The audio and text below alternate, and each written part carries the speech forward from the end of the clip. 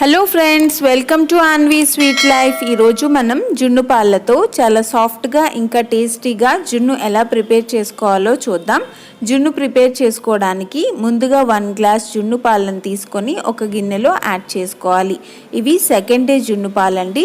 So 1 glass జున్ను పాలకి 1 glass normal మిల్క్ని add చేసుకుంటే సరిపోతుంది. జున్ను కొంచెం సాఫ్ట్గా రావాలనుకుంటే నార్మల్ మిల్క్ని మరొక 3 టేబుల్ స్పూన్ ఎక్స్ట్రా యాడ్ చేసుకోవాలి. అదే ఫస్ట్ డే మిల్క్ అయితే 1 గ్లాస్ జున్ను పాలకి 3 గ్లాస్ నార్మల్ మిల్క్ని యాడ్ చేసుకోవాలి.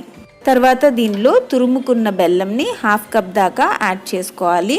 ఇప్పుడు బెల్లం బాగా కరిగేంత వరకు ఇలా కలుపుకుంటూ కరిగించుకోవాలి.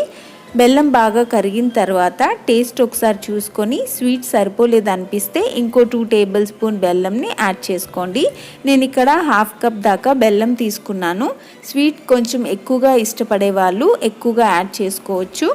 ఇప్పుడు ఇలా కలుపుకున్న పాలలోకి 1/2 టీ స్పూన్ మిరియాల పొడి, అలాగే 1/2 టీ స్పూన్ యాలకుల పొడి యాడ్ చేసుకొని ఒకసారి బాగా కలిసేలాగా మిక్స్ చేసుకోవాలి.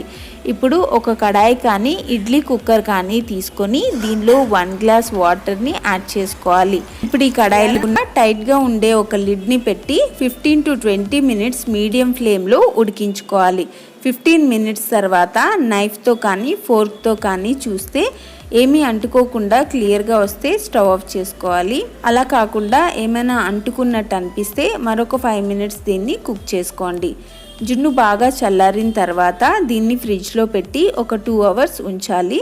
2 అవర్స్ తర్వాత ఫ్రిడ్జ్లోంచి తీసుకొని చుట్టూ నైఫ్తో ఈ విధంగా స్క్రేప్ చేసుకోవాలి. ఇప్పుడు ఒక ప్లేట్ని పెట్టి రివర్స్ చేసుకుంటే జున్ను ఈజీగా ప్లేట్లోకి వచ్చేస్తుంది.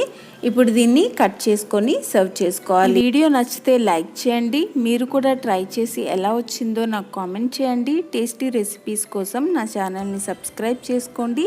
అలాగే పక్కనే ఉన్న బెల్ ఐకాన్ని యాక్టివేట్ చేసుకుంటే నేను పెట్టే ప్రతి వీడియో మీకు నోటిఫికేషన్ రూపంలో వస్తుంది.